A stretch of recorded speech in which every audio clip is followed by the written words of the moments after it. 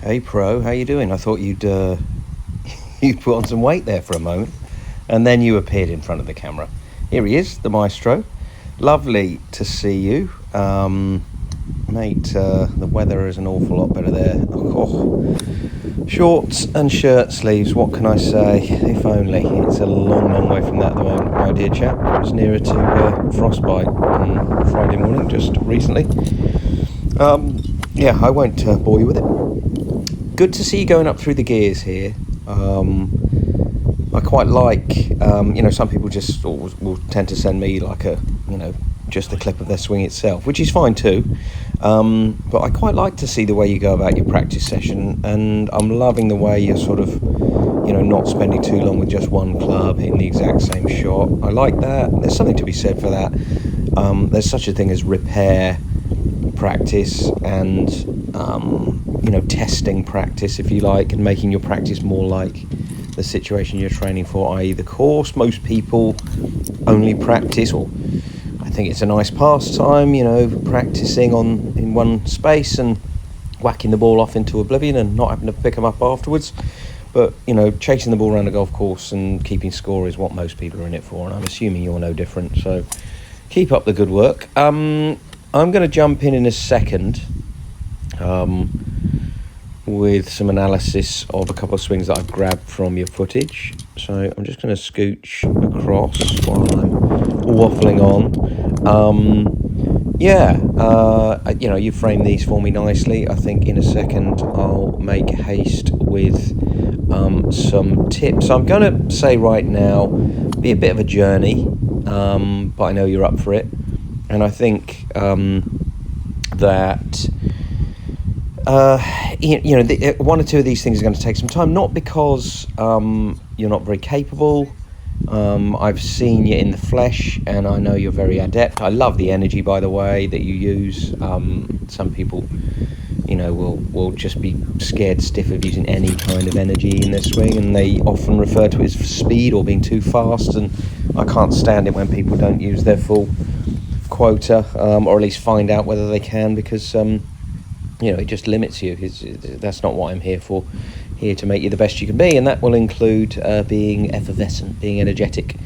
So cool. As I say, I'll get cracking with the analysis in a minute, but I just want to make one big overarching point, and that's that I'm probably going to, I reckon I might make a couple of points I want to get you to work on almost immediately, from front on and this down the line angle to, I'll make a couple of points, and I want you to sort of typically only think of one, maximum two of those ideas in any given sort of practice session or development of your swing. I mean, I want you to be aware of the bigger picture, because it hints at where I believe you can go. In the end, it doesn't matter what I think, it matters what you think. But I think it's important to recognise, and this is really the strong point I want to make, and that is, if you try and do 4 or 5 different things all at once, you'll do none of them well. I'd rather you did one thing much better and you gave yourself the proper credit for that, even if the ball doesn't initially, even if the ball doesn't give you much enthusiasm, much encouragement. I certainly will. So I'll be your accountability partner. And I believe what will happen is, if it happens in the short term, the ball starts, flying better and travelling further and being more consistent, great. And I'll always have one eye on what makes you tick and what you want to get from this.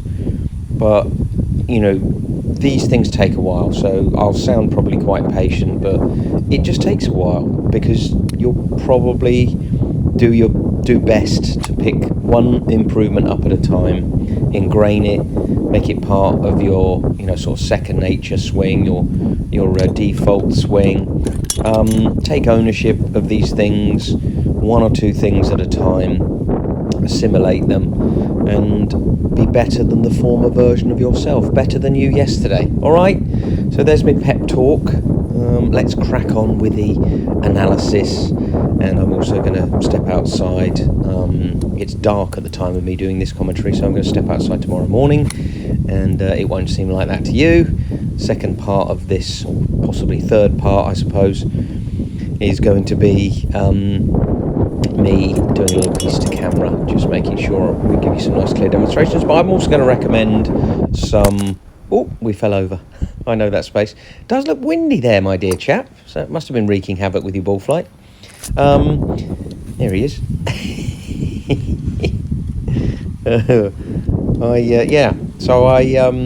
Occupational hazard of being a golfer, eh? Let's crack on, and we'll keep the back and forth, the pushback from you, and the encouragement from me will keep toing in front of me. All right, let's get to it. Okay, Chris, let's get this show on the road. We'll watch some swings, and again, there's that energy I talk about. Instantly, quick points I would make. Look at this left foot. Toe, knee and hip are pointing towards the camera. We need this foot flared out a little bit. I'll mention when I talk to you about this when we go outside. But we need that foot to be flared out slightly in the direction of target, because that's going to allow your ankle, knee and hip, which aren't very well designed, mine and yours, the human race's ankle, knee and hip aren't very well designed for golf. Predominantly when we walk around, they move in a forward and backward direction, but rotation is quite tough to do if you put your foot sideways to the target. So I'll put a little cutaway into this sequence to show you a few players who flare their lead foot out before they even take a swing. Now, moving on from there, there's going to be, it's one of the ways, if you want to immobilize your lower body, one of the ways you'll do it is point your toes towards the ball, certainly your left toe, or towards the target line. If we imagine the target line, is somewhere here. Let me try and draw a reasonably straight line. There we go. Promise I'm not drunk. There we go. Right, so if we point our toe towards this line, that was meant to be an arrow, but it will come out as a circle because that's automatic. If you point our toe towards this line, our lead toe, lead foot, left foot, whatever you want to call it, whatever the fashion is these days, rotating is going to be inhibited by doing that. Now, other ways to inhibit your rotation would be bend your knees excessively. You're not too guilty of that. A too wide a stance or too narrow a stance, and you can have a very narrow stance when you're close to the green because you don't really need a lot of power, so that's not going to hurt you too much there. But those are the major ways that you might inhibit rotation, which is very, very, very important in the swing, and we'll touch on it later, but we'll do it from down the line because it's a bit easy to see the point that we need to make in that respect. From front on, set up otherwise good, armpit width stance. We can see your right hand is lower than your left on the handle, which is normal for golfers, and that means that your right shoulder is lower than your left, and there's that natural sort of shape to the body there, which is all good. So that works well for us. We'll move you a little lick into the backswing. Let's erase that line. There we go. And at about the halfway point, left arm at full length, right arm beginning to fold in response to the rotation of the body, or that's a requisite, so that has to happen. Happens a little bit excessively, but again, that's a point I'll make from down the line instead of in front, because it's much easier to see the relevance of it. But my major bugaboo is going to be the extent to which this left knee flexes. We get a lot of hip turn, so the hips and the shoulders have rotated, a similar amount. We want the upper body to rotate more than the midriff to quite some extent, and that will help sequence your forward swing properly and, among other things, stop you getting over the top. So we probably want, if we take the knee back to, if we keep this knee occupying more or less that space, you can see it wanders out of that space. That would be a beneficial thing to do to keep your stability. But at all costs, really what we want to make sure is that we maintain this sort of chest towards the floor thing. So when you have a little go at keeping your knees more in the same space, particularly your left knee, my concern is the amount of lateral movement and the amount of stress that places on your knee. You might get injured there, especially combined with this left foot not really turning out at all, which is like super stressful on the ankle, knee and hip. The ACL ligament that runs diagonally through your knee is taking an absolute punishment there, which it needn't. So we're going to lay off from that, my dear chap. All right. Now, as we swing through, I think pretty good impact conditions. We get almost impact. You can see the shaft unloading a little bit there, which is normal. We can see the divot happens. Turf interaction happens slightly after you've struck the ball, which is always a good thing. Better than hitting the ground before you hit the ball. I quite like it there. Impact conditions are good. Decent. Kind of release the head a little bit upwards and towards the target. Won't matter too much with your irons, but if we see that with your driver, you can see that your head moves quite away from the target. That'll be part of the, the leg action you're using. Your head's moving quite away from the target. That's not a major problem. There's many golfers who do that. They recenter a bit like you are here. All right, so we'll see you recenter. All right, so let's just do an illustration here. So your head's in this region. I'm going to use a better colour than that. We'll use a little blue this time. So head's in this region, wanders out of that space, comes back into it, stays there, whacks the ball, and then at this point you can release, which is no bad thing. So, those are the major points. You can wind back and check in on those things, but particularly revolving around the left foot, the left knee.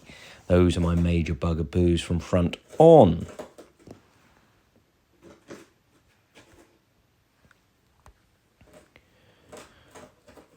Now, a tiny little bit more front-on action going here.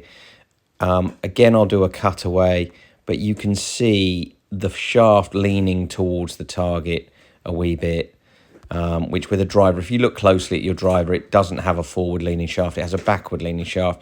And you can see most campaigners playing their ball in about that spot, and it will be about level with the outside of their left shoulder, as demonstrated ably here by Tommy Fleetwood on the other side of the screen. But if you look at your weight distribution, you've made a slightly wider stance there, which I don't believe to be too wide, but this pesky left foot still pointing, towards the sort of target line here. That was meant to be an arrow again. It just doesn't like drawing arrows, this software. Sorry, that's not a straight line. You get the idea though, target line. And just putting a lot of stress on your body. You're not going to do yourself any favours doing that. Other than that, a little bit level-shouldered. I'd like to see that body shape reminiscent that you were using with the iron. Tall left side, more sort of curved right side. You could probably afford to have the right side a little lower there. But again, none of that would necessarily make massive radical change. The ball position is critical though. And having your club sit behind the ball, looking like it was designed to look, with a slight backward lean away from the target to the shaft. Again, you'll be able to refer to Tommy Fleetwood there. That pattern is very, very strong in all of your hardy campaigners. Let's see the driver swing for the record. All right. And a lot of left knee bend as we know. Sequencing not too shabby though. All right. Stretching up, which is second to rotating. We hyperextend the left side by rotation rather than stretching upwards. There's a risk there. If you stretch upwards, you can see your head's a lot higher at impact. That necessitates having your right arm be straighter than really we'd like it to be. And as a result, we've got to hit the ball, so you've got to reach the ball. So if you gain height, your arms are going to have to stretch out in front of you to hit the ball. So that's a necessity, and I'll explain a little bit more about that in front of the camera in just a second. But that's my major bugaboo. Your ball position needs to be further forward than that, my dear chap. I would stick it about level with your middle of your left shoulder, level with your shoelaces, level with the outside of your left shoulder, that kind of region. For the driver, the ball goes there, okay? Alrighty, moving to down the line now.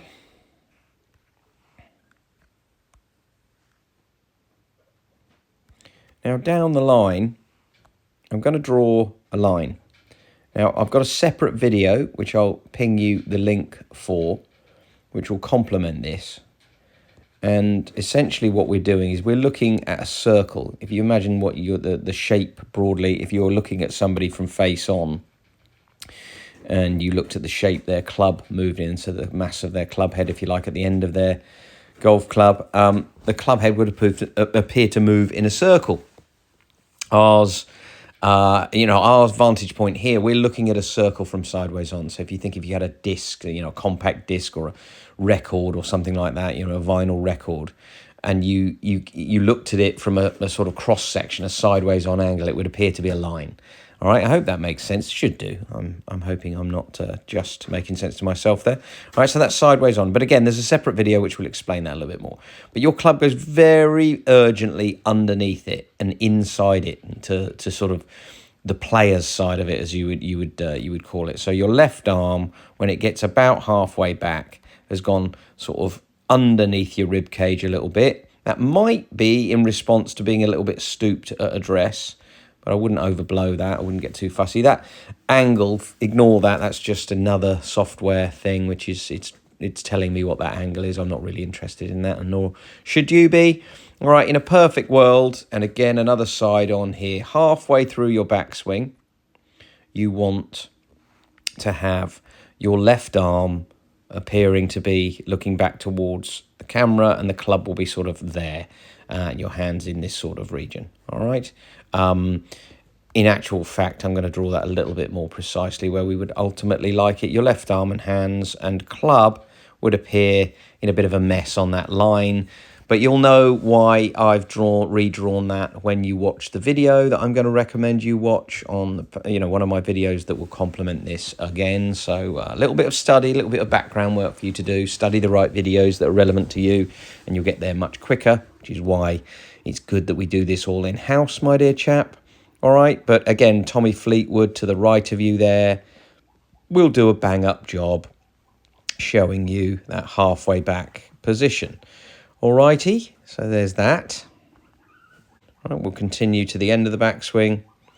And this is what gives your swing more of a loop than it really deserves. That is uncanny, and I thought that might be the case. This yellow line is the ideal biomechanical swing path. Now, you were mentioning, Chris, in dispatches in your notes that you are not slicing it quite so wildly as you used to. You're not coming over the top. Your club goes under the plane a lot. Your hands and club hover near the plane, and your instincts get the club back perfectly on plane and through the ball. And then the club exits quite a way underneath, which is just a sign of a little bit of excessive manipulation through impact. But then I have encouraged you to close the club face historically to temper that slice. So the forward swing path is very, very decent. And I think your consistency will improve when your back swing and forward swing are a little bit more one plane, back and forth, like an underarm throw. Just arm goes away from target, arm goes towards target, ball gets released on the way towards target. Very much like the mass of the club head. So it's going a little bit under and around. And what I was saying from in the in-front angle, when you get excessive left leg knee bend, there's always a danger that you can lose some height through impact. You're not doing too horribly there at all. You're coping with that quite well. But I think your right leg gets quite straight. So again, just keeping some flex in both your knees, keeping your knees occupying a similar space.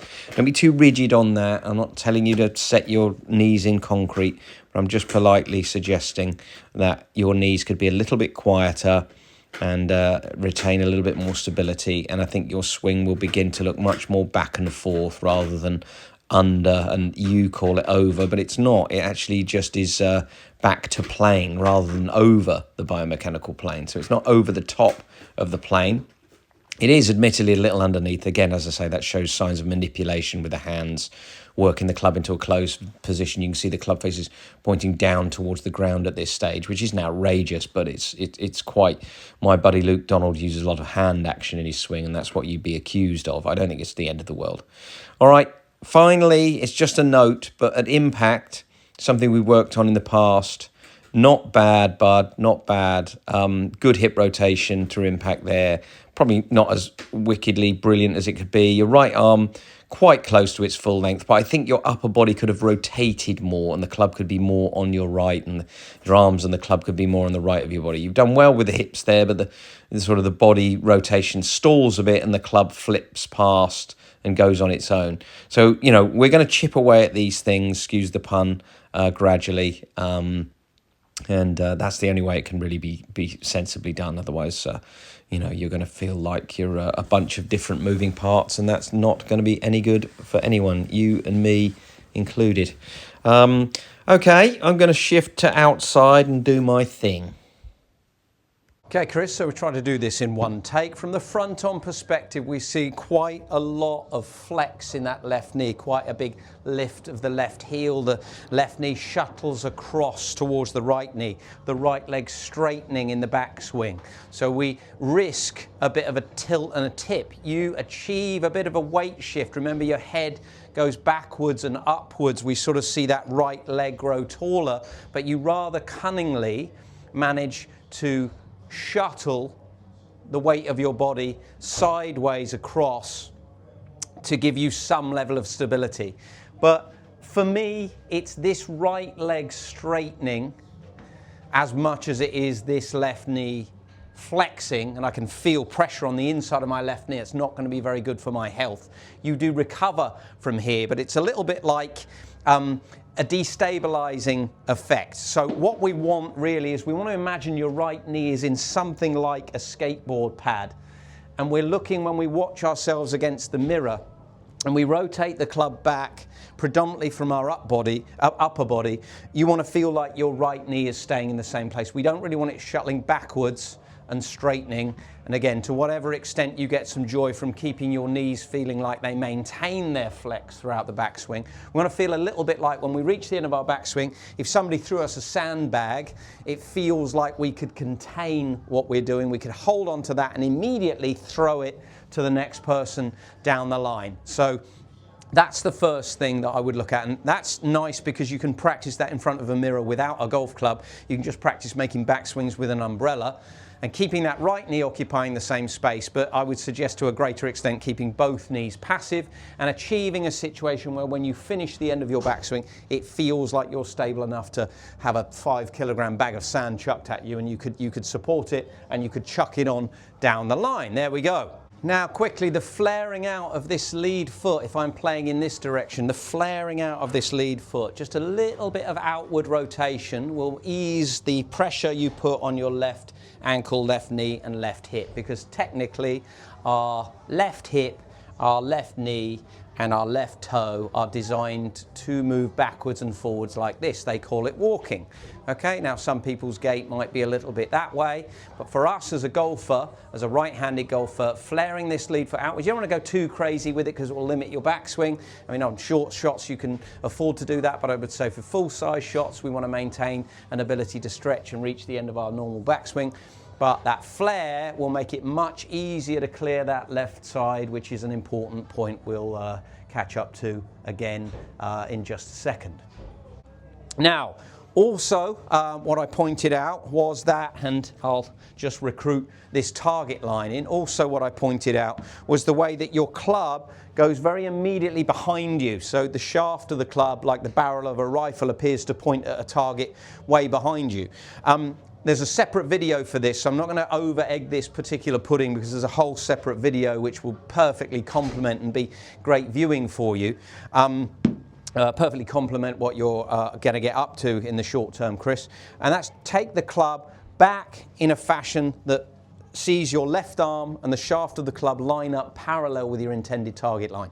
Because you take the club so far in here at the moment, that looping the club, I mean, that not only that, it puts the mass of the club behind you. It's like that sandbag is behind you. You've got to hoist it back into some kind of frame of balance, which you do incredibly successfully. You get the club back onto plane and then deliver it through. Yes, it does exit a little bit low, comes out a little bit sort of hip height, but that's your overactive hands. I'll talk about that to the camera in just a sec. But in essence, in the fullness of time, if you could keep your right knee stable and simply take the club directly back away from the target, so your left arm and shaft line up, you'll be doing incredibly useful things for the simplicity and continuity and consistency of your swing, which I know is massively what you're after in the medium and long term.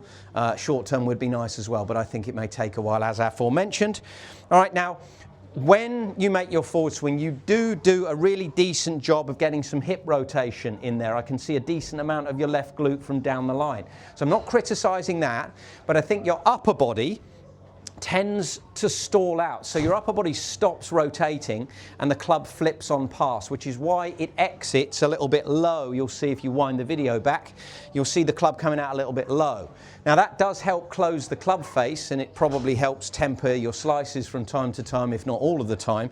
But fundamentally, what I'd like you to do is a little exercise where you feel like your whole body is really open. Almost your chest is looking at the target when you strike the ball. That will promote more rotation. You'll probably see, if you look at images of yourself, if you film yourself, you'll see your left shoulder be higher. We want the hyperextension of this side. We don't really want it stretching upwards like this.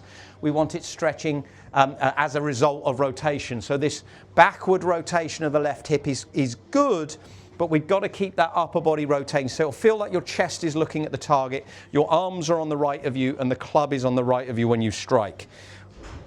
Okay, so something like this. You will see more of your back to the camera, but the fortunate part about it is if you look at the way you start, your right shoulder is a certain distance from the ball. When you hit, when you rotate, your right shoulder will only ever be closer to the ball, and that will make it easier to keep your right arm short, which is great for applying pressure. And it will mean you can still reach the ball, which is obviously a paranoia that all us golfers tend to suffer from. But again, less stalling and flipping your hands over, more constantly rotating, club on the right hand side of your body. All right, so it impacts your arms, and the club are on the right hand side of your body here, and the club can carry on trucking towards the target. Take a slightly steeper exit, and that will help promote longer term desires like ball speed, club speed, and stuff like that. So again, your body stops rotating, your arms go through on their own a little bit. Just wanted to address that here and now because I don't want it to come as a surprise somewhere down the line, excuse the pun. Okay, enough for now. You've got a couple of little pet projects to be getting on with. It certainly looks more enjoyable to practice where you are than where I am. Well, actually indoors is all right. It's 0 degrees as I speak, and it was bitterly cold this morning. And yeah, I'm not jealous at all. All right, Chris. See you soon, mate. Take care.